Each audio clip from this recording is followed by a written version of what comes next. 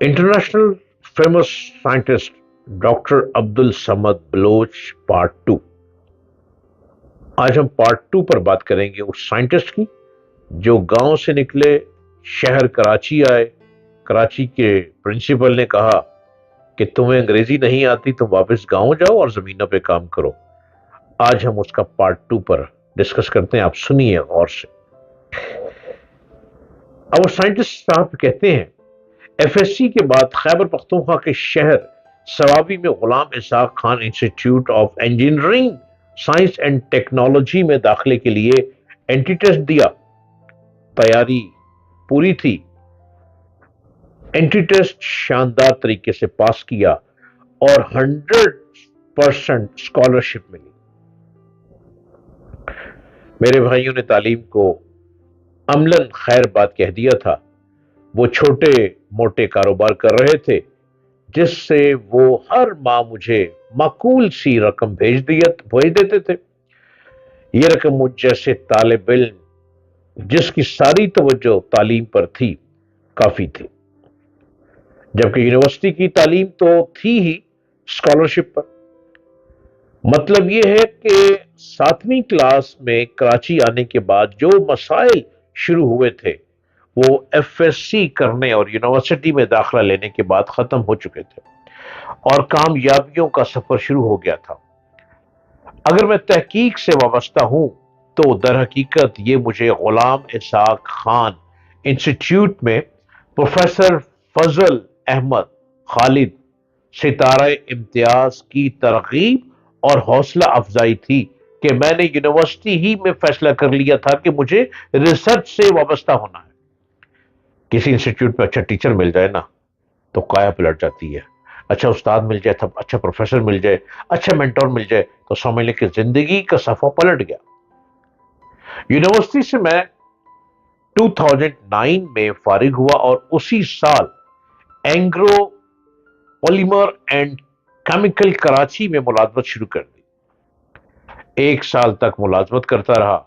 इस दौरान रिसर्च और आला तालीम के मुख्तलिफ स्कॉलरशिप प्रोग्राम्स और इदारों से राब्ते करता रहा, जिसके बाद मुझे Japan, Korea, Canada, Germany, America और अबू धाबी से स्कॉलरशिप की ऑफर हुई। एमफिल और रिसर्च करने के लिए सबसे बेहतरीन ऑफर खलीफा यूनिवर्सिटी अबू धाबी से मिली, क्योंकि उसके साथ अमेरिका की एमआईटी यूनिवर्सिटी का भी ताउन था।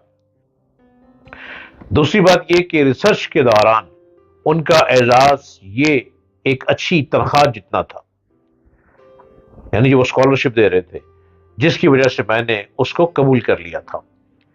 इसके बाद स्कॉलरशिप ही पर यूनिवर्सिटी ऑफ टोक्यो समेत बहुत से आलमी इदारों में रिसर्च को और पीएचडी मुकम्मल की।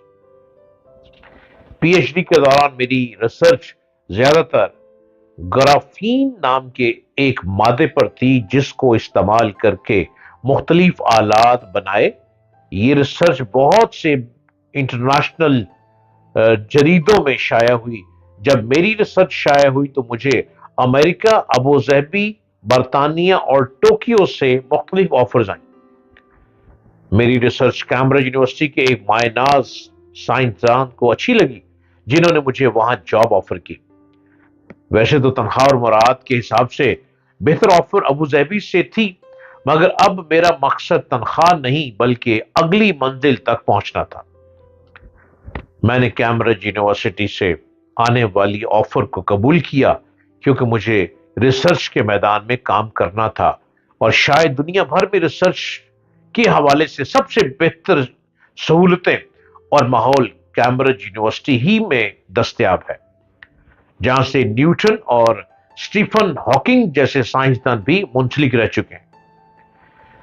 2 साल तक कैम्ब्रिज में रिसर्च साइंसदान की हैसियत से काम करने के बाद मुझे सीनियर रिसर्च साइंसदान की हैसियत से काम करने का मौका मिला। अब ये साइंटिस्ट अब्दुल समद कहते हैं कि मुझे पता नहीं, मगर कहा जाता है कि कैम्ब्रिज में रिसर्च साइंसदान से सीनियर साइंसदान का दर्जा हासिल करने के लिए 2 साल बहुत ही कम अरसा है اور مجھے بھی یہ لگتا ہے کہ میں وہاں پر سب سے کم عمر سینئر سائنٹسٹ ہوں۔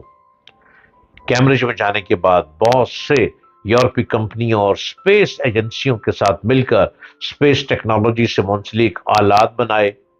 ان آلات کو ٹیسٹ کرنے کے لیے وقتاً فوقتاً خلائی جہاز اور مصنوعی سیارے لانچ کرتے ہیں، جن میں پیرابولک فلائٹ، ساؤنڈنگ راکٹ اور دیگر اسپیس کرافٹ شامل ہیں۔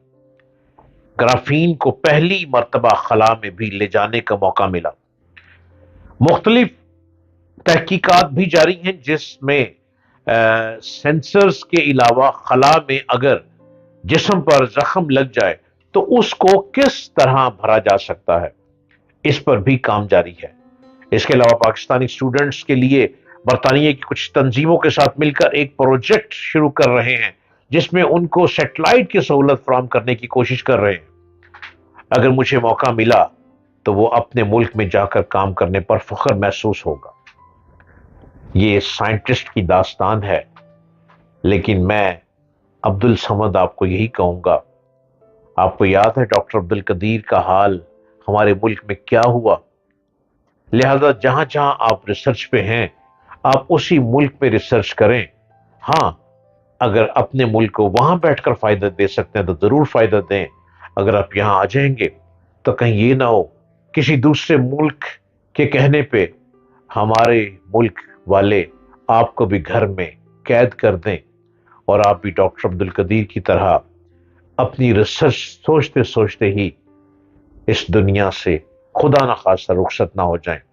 ابھی آپ نے گیٹس ہیں، صلاحیتیں ہیں، آپ ان صلاحیتوں کو کیمبرج میں بیٹھ کر آپ آگے بھرپور طریقے سے آگے پھیلائیں اور اس وطن کی مٹی کو جو ریسرچ وہاں سے بھیج سکتے ہیں وہ ریسرچ بھیجیں، تاکہ یہاں پہ جو اسٹوڈنٹس کام کر رہے ہیں وہ اس پر بھرپور طریقے سے کام کریں۔